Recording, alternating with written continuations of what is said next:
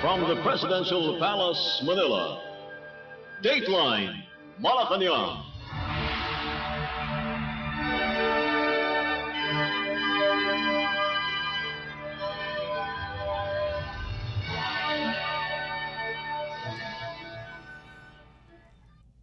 Good day. This is Dateline Malacañang in review. Philippine President Ferdinand R. Marcos Jr. on Monday assured that the government is accelerating its system to finish its energy infrastructure project earlier. In a media interview with reporters, the President explained that several programs of the National Grid Corporation of the Philippines, or NGCP, have long been overdue. President Marcos said this is the reason why the government is fast-tracking the projects to keep up with the demand in energy and to further promote development in the country. The chief executive said the national government will do its part by releasing permits needed earlier.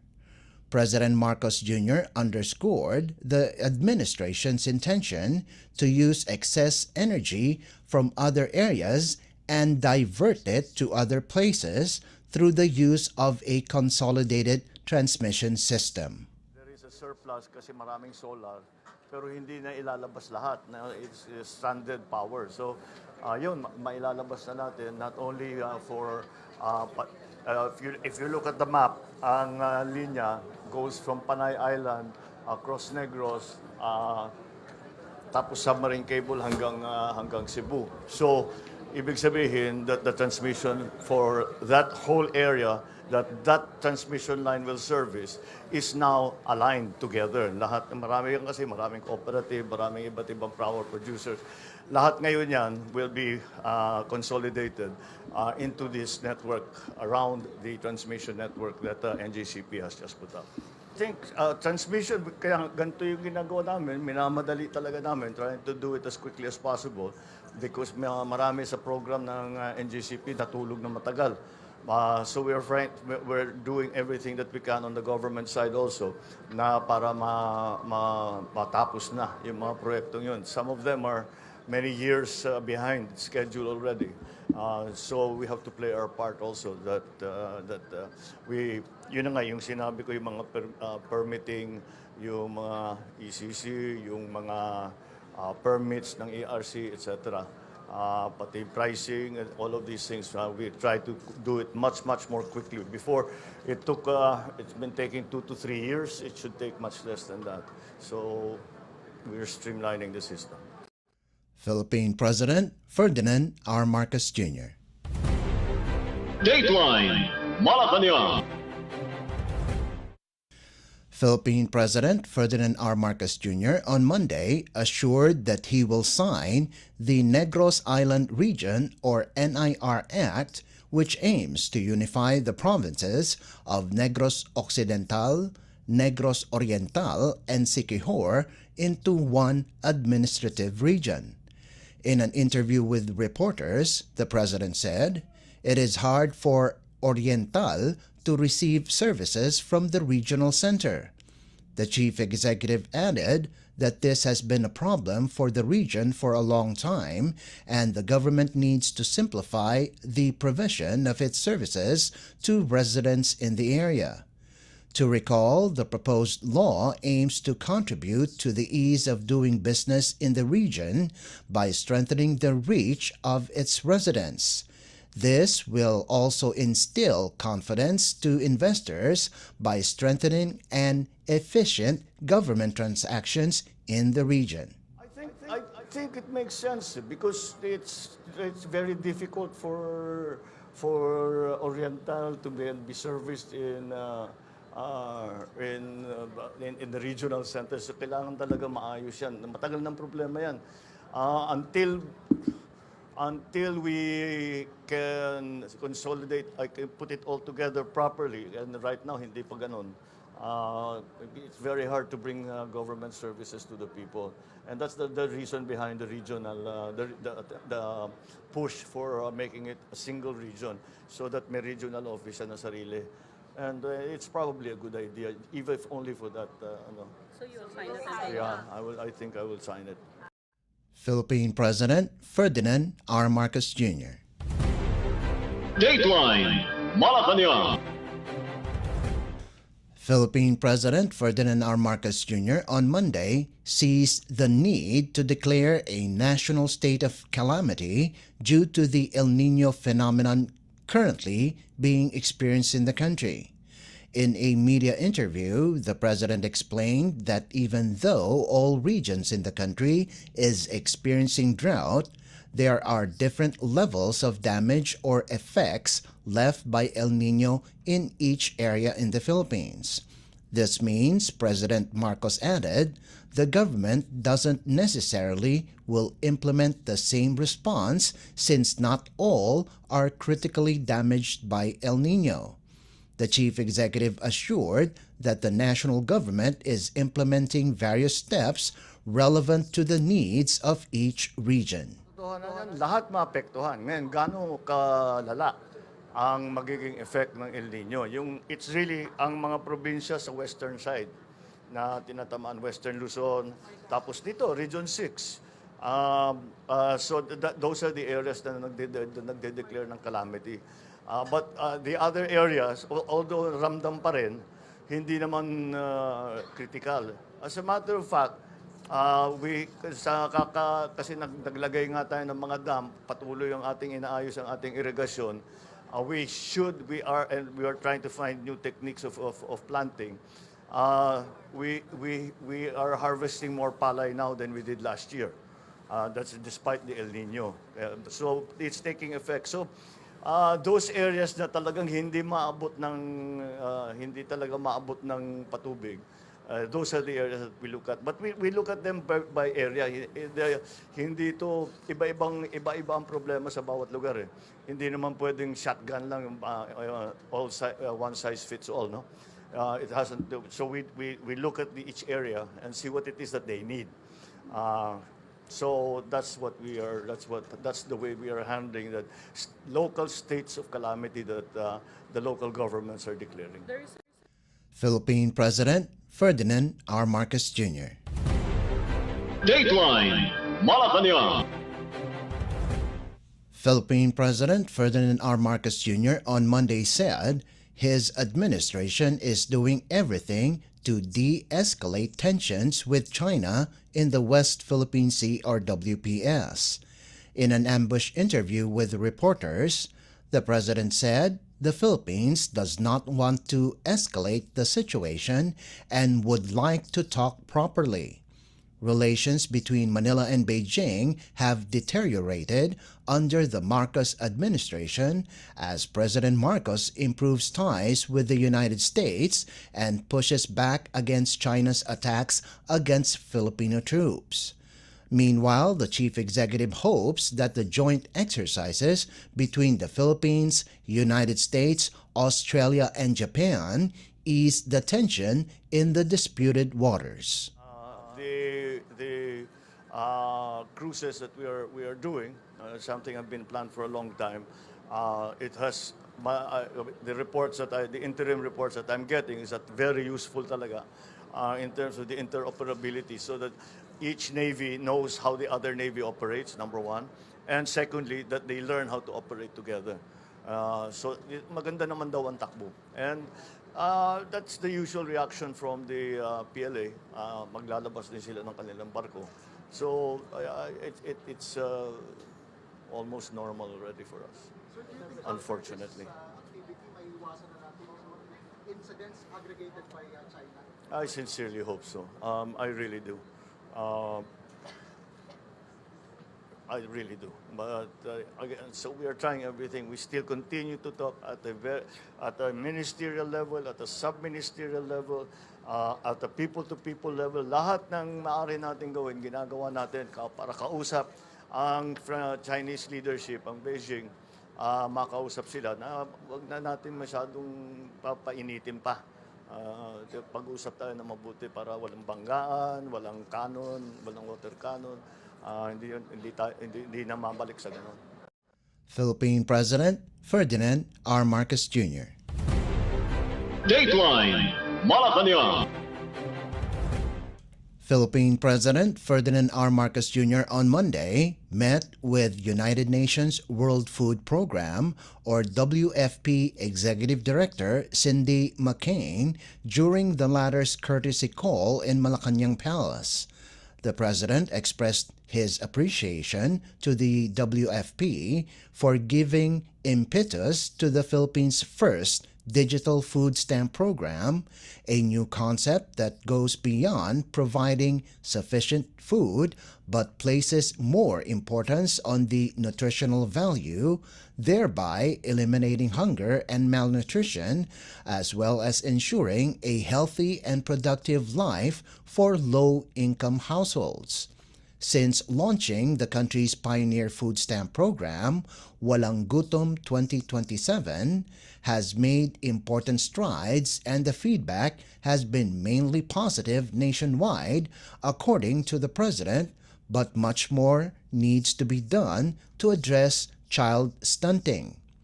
This is why the administration is improving its capabilities on educating and training the parents of stunted children for them to know the nutrition impacts of food and be able to properly feed their children. McCain congratulated President Marcos Jr. for the Philippine government's active partnership with the WFP in implementing the digital food stamp program, citing that the Philippines serves as a model for other countries to follow. She assured the chief executive that the WFP will continue supporting the Philippines in this undertaking as well as in other programs in times of calamities and disasters. WFP has been supporting the Philippine government in achieving food and nutrition security, reducing malnutrition among children, and improving access to income-generating activities for the rural poor and other vulnerable groups in line with the United Nations Sustainable Development Goal, or SDG 2, Zero Hunger. Dateline Malacañang. Philippine President Ferdinand R. Marcos Jr. on Tuesday urged Filipinos to emulate the bravery, integrity, and resilience of the heroes and heroines who defended Bataan Province during World War II to overcome present challenges confronting the nation. In his speech during the commemoration of the 82nd anniversary of the Day of Valor on Mount Samat in Pilar, Bataan Province, President Marcos said that while Filipinos fought for freedom and democracy more than 80 years ago, the country now lives in a completely different age.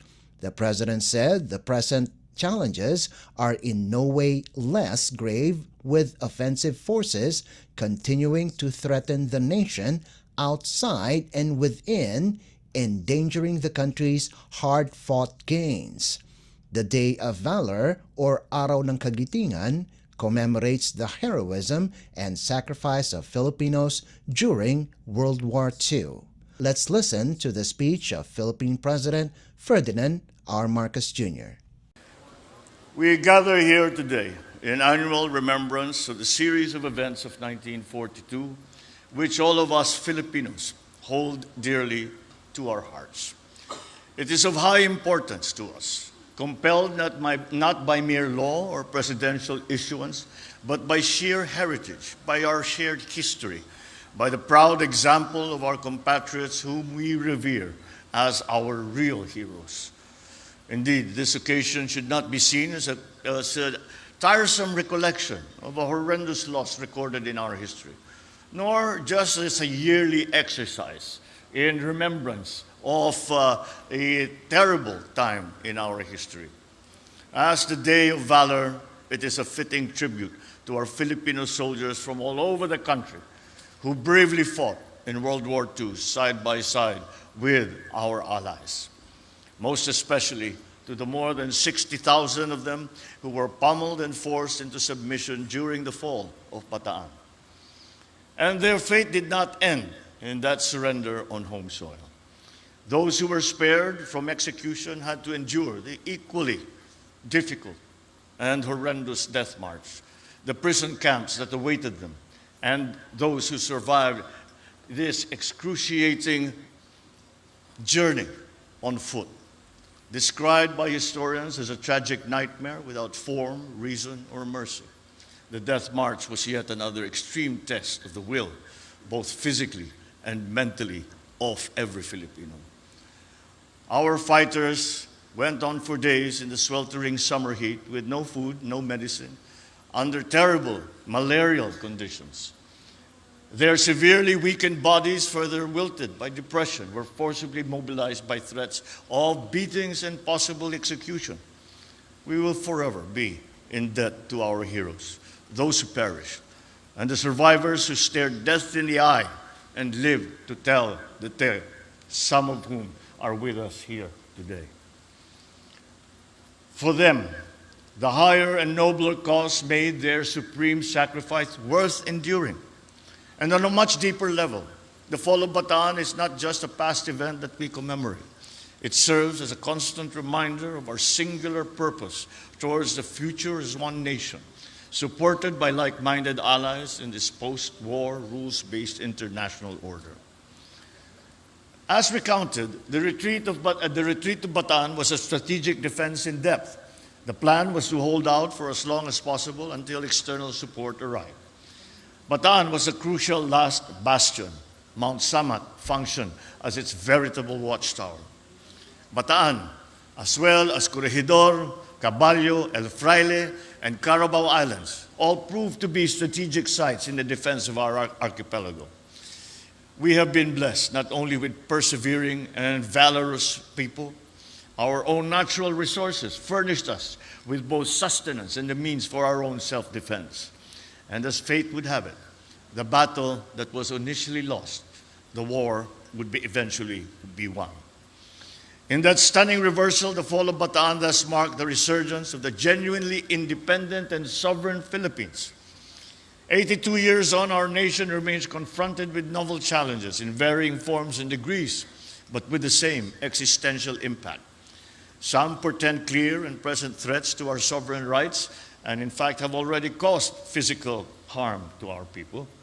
Ang mga ito ay hindi katanggap-tanggap, hindi makatwiran o makatarungan, lalo na sa panahong ito ng payapang pakikipag-ugnayan ng mga bansa. Naway magsilbing inspirasyon ng mga kaganapan noong 1942 at ang tagumpay natin noong 1945 sa ating lahat. Gayon din sa ating kabataan at sa mga ating susunod na salinlahi. Tulad ng pinamalas ng ating mga dakilang ninuno, hindi tayo dapat magpasupil at magpaapi, lalo na sa loob ng ating sariling bakuran. Naway, mapagkunan natin ito ng pang-ibayong kamalayan, tapang at lakas ng loob. Higit sa lahat, naway patuloy nitong pagtibayin ng ating pagkakaisa at ang ating pagiging makabansa. We must leverage these lessons if we are to safeguard the future of our republic. The sacrifices of our heroes must galvanize us and strengthen our national consciousness, our patriotic spirit. The present-day armed forces continue this noble duty of safeguarding our nation's security and our sovereignty. And in recognition of their bravery and sacrifices, I am directing the Defense, Budget, and Finance departments to study the existing separation benefits of soldiers who incurred total permanent disability in the line of duty, to see if these are commensurate to the sacrifices that they have made, and submit the recommendation while taking stock of the national government's position. We are doubling our efforts. We are doubling our efforts to enhance their operational capability. We must therefore also ensure their safety by procuring the right equipment. I therefore task the TND and AFP to assess and submit a report on the responsiveness of the current inventory of military supplies and equipment. These measures aim to show our unwavering support to our soldiers as they face new and growing challenges. Ours is a complicated world today, but we must not yield. We must not back down from any and all challenges that seek to threaten our peace, our honor, our very existence. This shrine and all the nameless Filipino war heroes that it represents beckon to us. May we all be inspired by their unbreakable will, unflappable courage, and undying patriotism. The spirit that made Bataan stand cannot and must never fail. Mabuhay ang mga alaala ng ating mga bayaning Pilipino. Mabuhay ang ating mga veterano. Mabuhay ang sambayan ng Pilipino. Philippine President Ferdinand R. Marcos Jr. Dateline Malacañang. Philippine President Ferdinand R. Marcos Jr. on Tuesday led the ceremonial turnover of housing units to 216 informal settler families or ISFs at the town of Tenejero in Balanga City, Bataan Province. Led by National Housing Authority or NHA General Manager Hoben Tai, the NHA Balanga City Low-Rise Housing Project features 6 condominium-style buildings that will benefit relocated ISFs from along the Talisay River. In his speech during the turnover, the President said the NHA will soon start constructing mid-rise buildings that can house more people. Each unit, measuring 27 square meters, is equipped with 2 bedrooms, a kitchen, toilet, bath, and fully operational water and power supply. The housing project is part of President Marcos's commitment to the Bagong Pilipinas or New Philippines brand of governance and leadership by building 1.3 million houses each year to address the country's 6 million housing backlog. Let's listen to the speech of Philippine President Ferdinand R. Marcos Jr. Maraming salamat sa inyong mainit sa pagtanggap. Hindi lang na sa init talaga ng pero ngunit napakainit ng pagtanggap ninyo sa akin dito sa Balanga City, Bataan. Nagagalak ako na personal na masaksihan ang pamamahagi ng 216 na pabahay sa ating mga benepisyaryo. Para sa kaalaman ng lahat, ang NHA Balanga City Low-Rise Housing Project ay bahagi ng ating patuloy na pagsisikap upang bigyan ng maayos na tahanan ang bawat mamamayang Pilipino. Ang mga low-rise buildings na ito ay tinayo gamit ang mga makabagong teknolohiya. Kaya naman, ang bawat pamilyang maninirahan dito ay makakatiyak sa tibay at katatagan nito. At pinag-uusapan natin yung low-rise ay yung susunod natin na gagawin. Ito, 3 stories ito.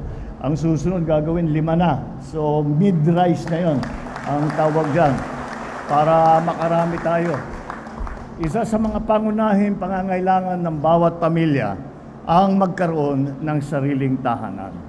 Ito marahil ang pinakamahalaga, lalo na para sa mga kababayan nating nakatira sa mga mapanganib na lugar.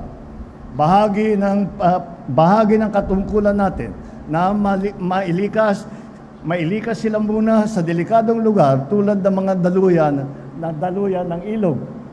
Nagsikap po ang gobyerno na mabigyan sila ng maayos at ligtas na tahanan na matatawag nilang sarili. Ang mga benepisyaryo natin ngayon dito sa Balanga ay inilikas natin mula sa kahabaan ng ilog ng Talisay. Sa loob ng maraming taon, pumarap kayo sa peligrong dala ng pagtira sa tabi ng ilog. Kaya narito tayo upang bigyan ng lunas ang kanilang suliranin. Kayo ngayon ay maninirahan sa sariling bahay na ligtas, de kalidad at komportable. Ngayon pa lamang po ay binabati ko na ang ating mga benepisyaryo ng congratulations sa pagsisimula ng panibagong yugto ng inyong buhay. Ito pong pabahay ay handog ng pamahalaan para sa inyong pamilya. Mahalin at ingatan natin ito mabuti upang magsilbi itong pundasyon ng inyong mga pangarap at magagandang kinabukasan. Naway inyo rin pagyamanin ang komunidad dito upang sabay-sabay kayong umuunlad at gumiginhawa. Narito ang inyong pamahalaan, lalong-lalo na ang lokal na pamahalaan ng Balanga, ang panlalawigang pamahalaan ng Bataan, upang gabayan kayo sa lahat ng oras.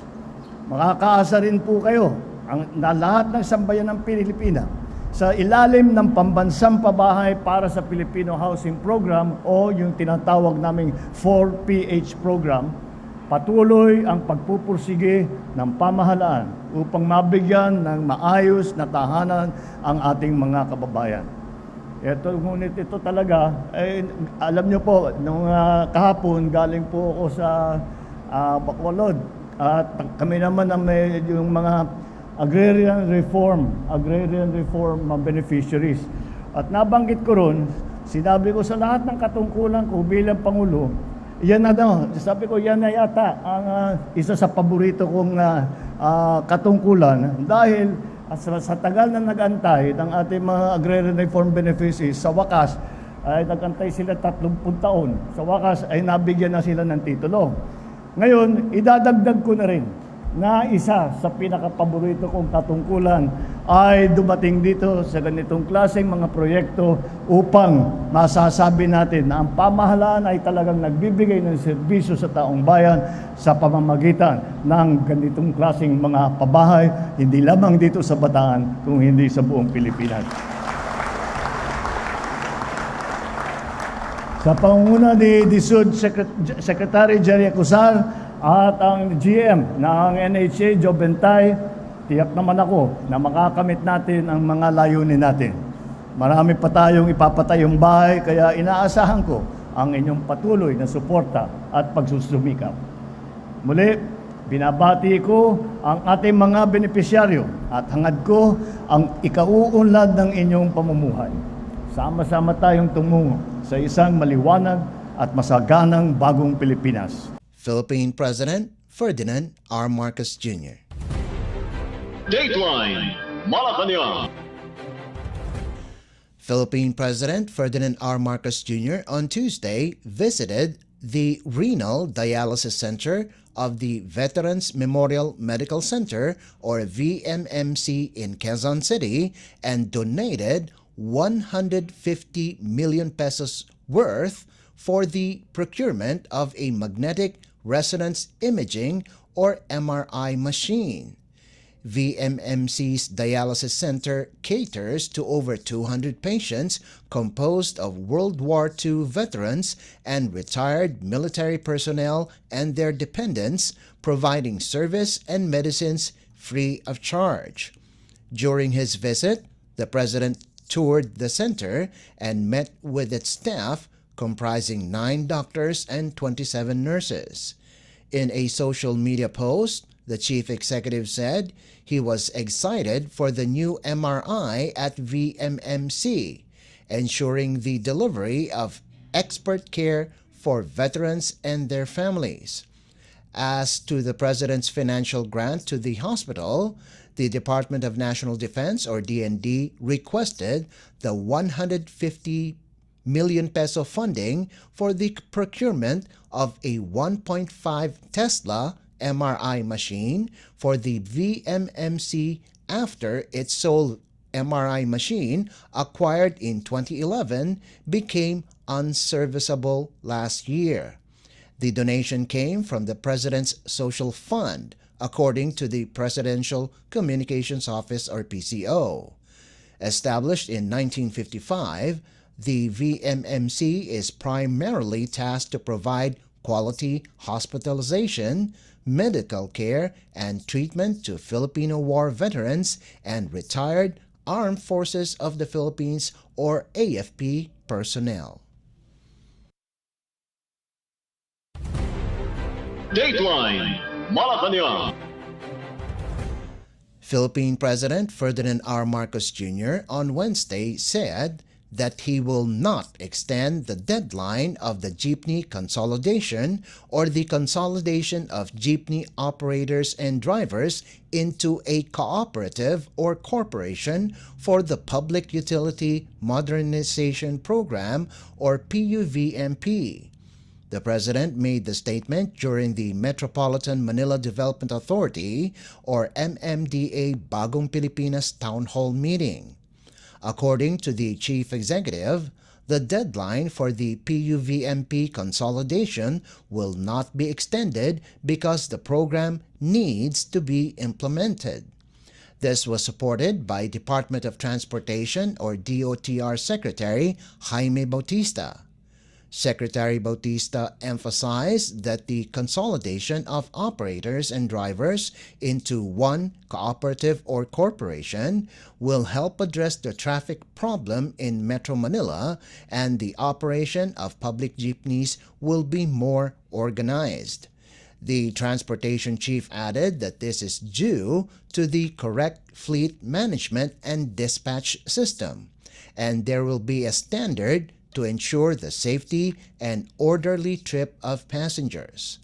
Meanwhile, President Marcos believes that the solution to the traffic problem is an enhanced mass transit system in the country. The President said the government is hastening its mass transit system to reduce the number of vehicles plying the roads of Metro Manila. President Marcos said, similar to other countries, different people ride the train, whether they are rich or poor. According to the chief executive, besides being affordable, trains can deliver commuters to their destinations much faster like other countries.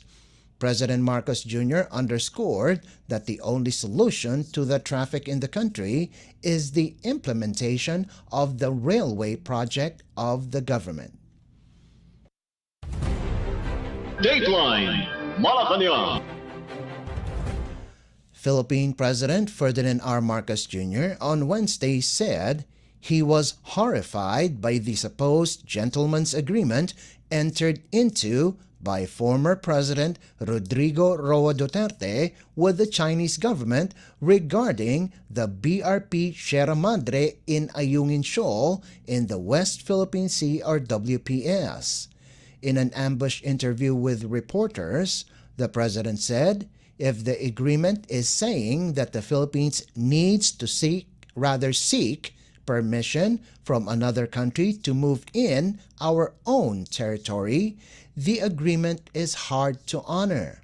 The chief executive said he still needs to clear it up with Chinese Ambassador Wang Zilian when he returns from Beijing. President Marcos said since he assumed office, his administration has no idea or record about such deal and that he and his officials were not briefed about it. Well, it turns out we don't know. It is a secret agreement. We don't know anything about it. There is no documentation. There is no record. There is no... We were not briefed when I came into office. Walang nagsabi sa amin na merong ganong usapan. We're trying to really, up to now, because from the former administration, iba-iba ang sagot eh. Sabi ng isang opisyal dating government official under the previous administration, there's no such agreement. Sabi naman ng isa, no, there is, and we should honor it. Sabi naman ng iba, maganda yan. Sabi ng iba, hindi maganda yan. Hindi pa namin alam kung ano ba talaga yung agreement na yan. But, kung ang sinasabi sa agreement na yan na kailangan tayong magpermiso sa ibang bansa para gumalaw sa ating sariling teritoryo, ay mahirap sigurong sundan yung ganyang klaseng agreement. I am horrified by the idea that we have compromised through a secret agreement the territory, the sovereignty, and the sovereign rights of the Philippines. That is something. We still have to clear it up. We are waiting for Ambassador Wang to come back from Beijing na umalis siya, and I asked to see him. Baka siguro sa pagbalik na. At ipaliwanag niya, sino bang kausap mo? Sino ba talagang kausap mo? Anong pinag-usapan ninyo? Anong pinag-agrihan ninyo? Was this an official thing or was it a personal thing? Ano ba ito? Dahil wala kaming record. Kahit saan ka tumingin, walang record. So, sikretong ginawa lahat ito. Bakit nila ginawa? Kung gagawin man nila, ba't pa nila ginawang sikreto? Nakakapagtaka nga eh. Kaya it's not a good situation.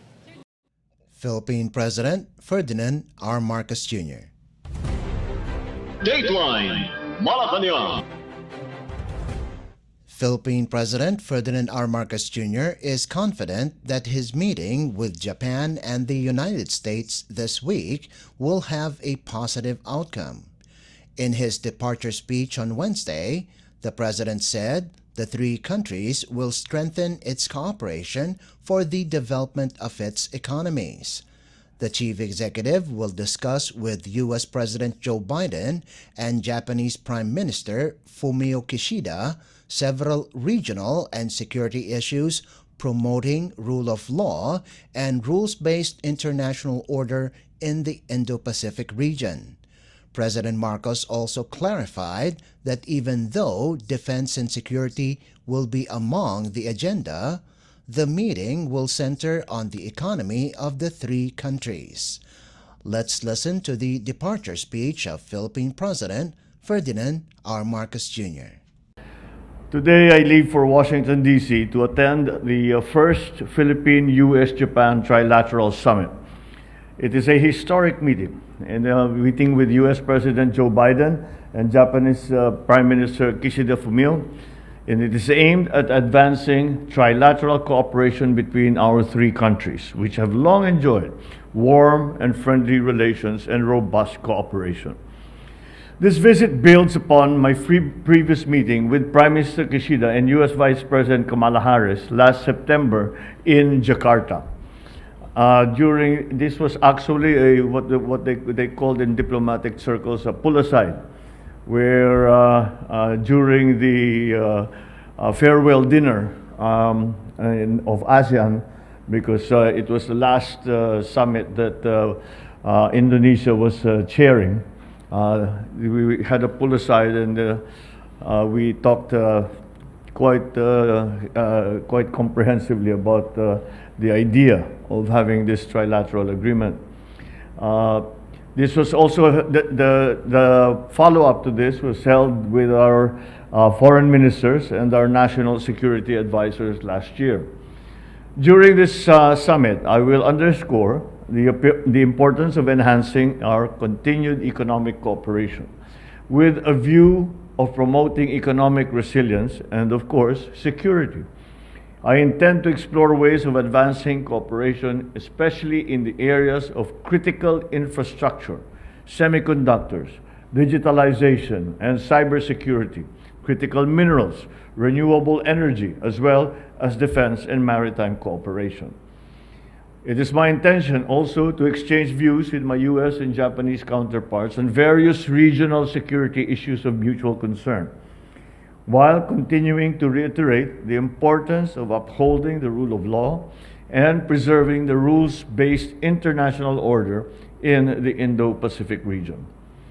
On the margins of the summit, I will also have a bilateral meeting with U.S. President Biden, just kabilang dalawa. At I think he's also going to have that bilateral meeting with Prime Minister Kishida, where we will continue our discussions on strengthening further our alliance between our two countries, and also to meet with U.S. business leaders to invite them once again to invest in the Philippines.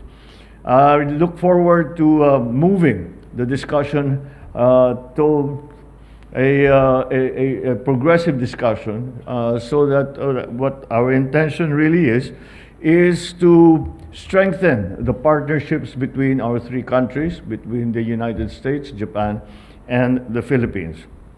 It is not, it is mainly an agreement to strengthen the cooperation on the economic front. Of course, security and defense is going to be part of that discussion, but nonetheless, I think I can assure everyone that that is not the main intent of this trilateral agreement. The main intent of this trilateral agreement is for us to be able to continue to flourish, to be able to help one another, and of course, to keep the South China Sea as a freedom, to keep the peace in the South China Sea and the freedom of navigation in the South China Sea.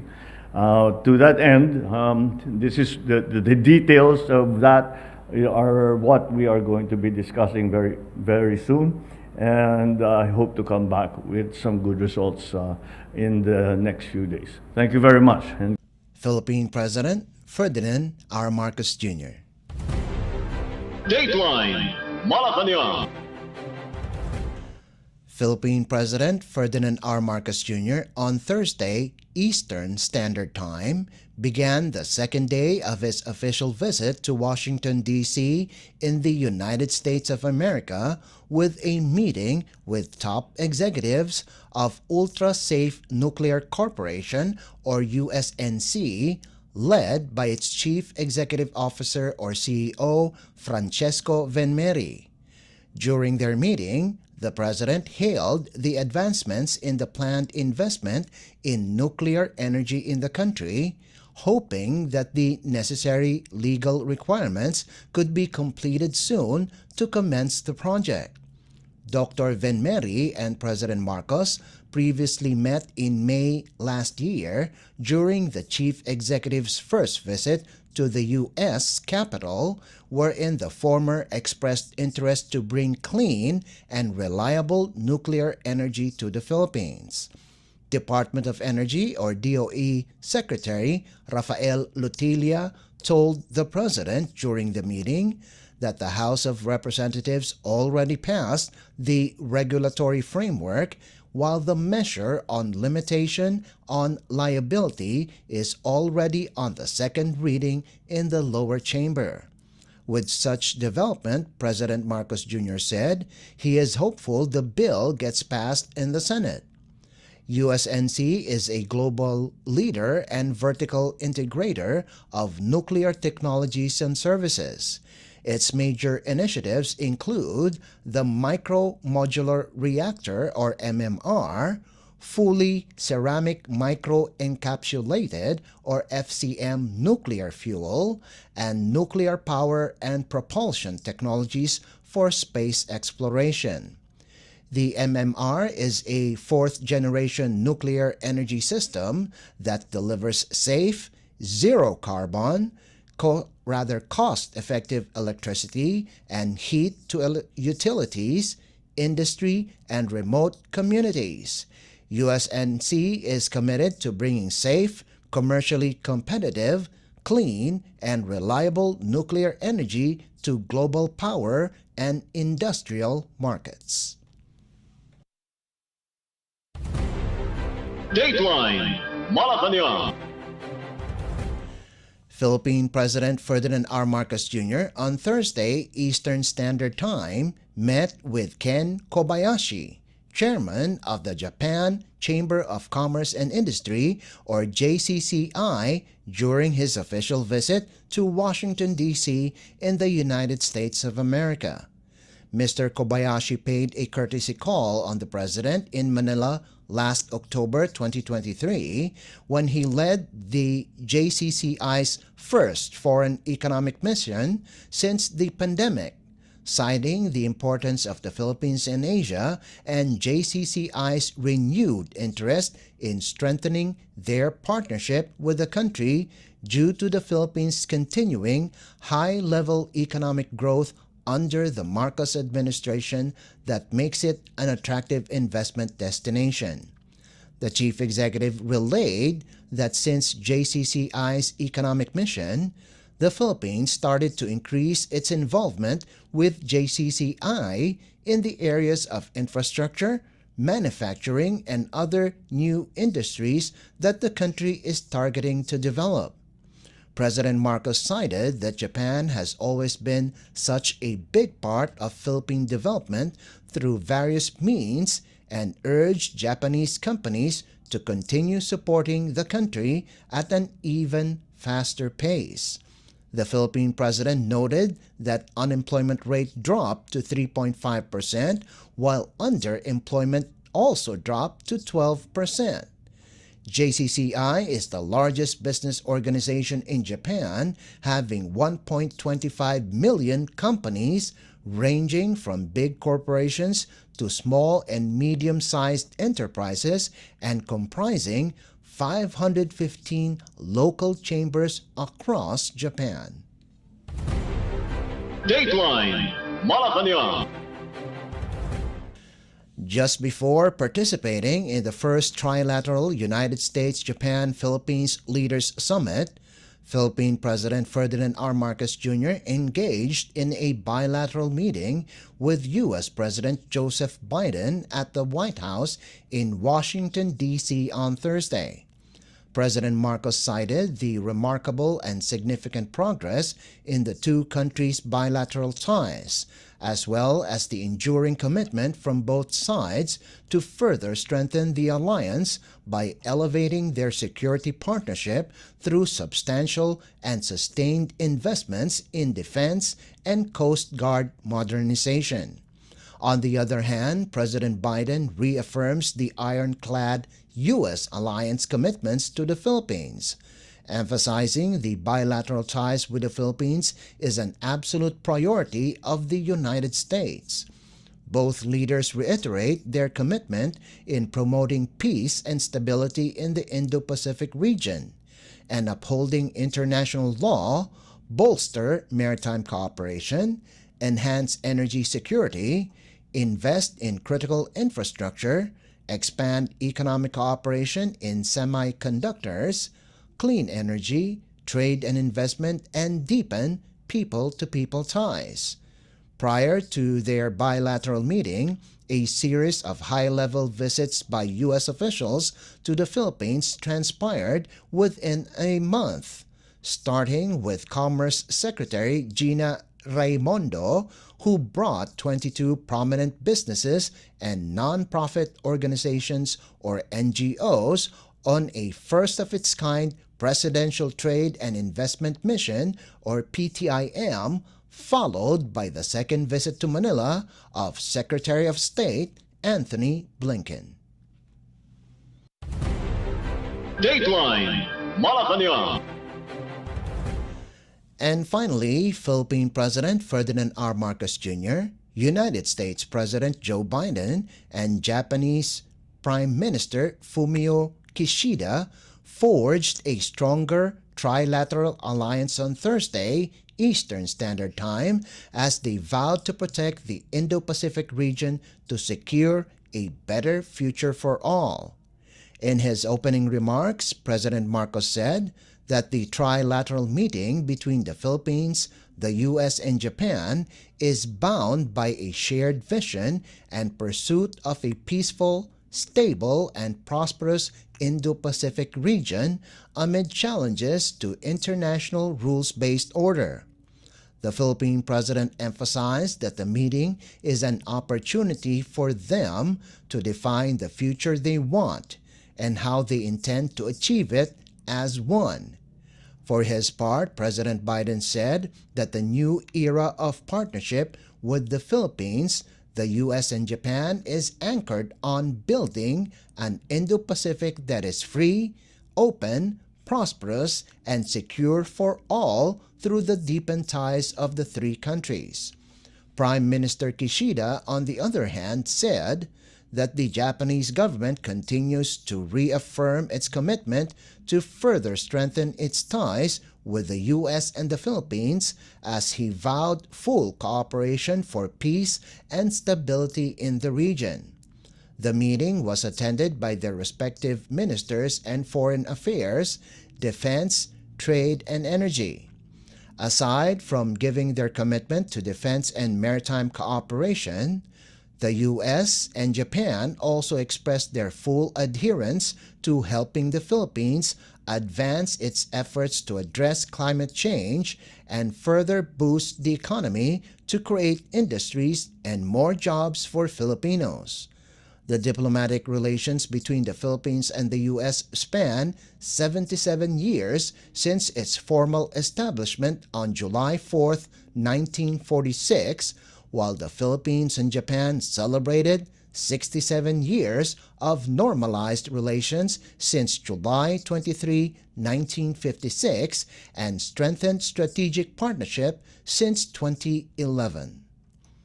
Let's listen to the remarks of Philippine President Ferdinand R. Marcos Jr. during his trilateral meeting with United States President Joe Biden and Japanese Prime Minister Fumio Kishida. We meet today as friends and partners bound by a shared vision and pursuit of a peaceful, stable, and prosperous Indo-Pacific. It is a partnership born not out of convenience nor of expediency, but as a natural progression of a deepening relation and robust cooperation amongst our three countries, linked by a profound respect for democracy, good governance, and the rule of law. Today's historic summit is a culmination of several preparatory engagements between our foreign ministries, our national security advisors, and our vice ministers, as well as the conduct of trilateral maritime exercises and joint development cooperation. But this meeting can be just a beginning. Facing the complex challenges of our time requires concerted efforts on everyone's part, a dedication to a common purpose, and an unwavering commitment to the rules-based international order. This is a meeting that looks ahead. As we deepen our ties and enhance our coordination, we seek to identify ways of growing our economies and making them more resilient, climate-proofing our cities and our societies, sustaining our development progress, and forging a peaceful world for the next generation. Today's summit is an opportunity to define the future that we want and how we intend to achieve it together. Thank you, and I wish us all a successful meeting. You just heard the remarks of Philippine President Ferdinand R. Marcos Jr. during his trilateral meeting with United States President Joe Biden and Japanese Prime Minister Fumio Kishida. Dateline Malacañang. Before we conclude our program, we would like to invite everyone to come and visit our Facebook page and YouTube channel at Radyo Pilipinas World Service. You will be able to hear and view our Filipino and English programs, including news updates here in the Philippines. Kindly subscribe, like, and share our posts as well. And that concludes this edition of Dateline Malacañang in Review. For Radyo Pilipinas World Service, this is Leo Magpayo. Good day and stay safe. From the Presidential Palace, Manila, Dateline Malacañang.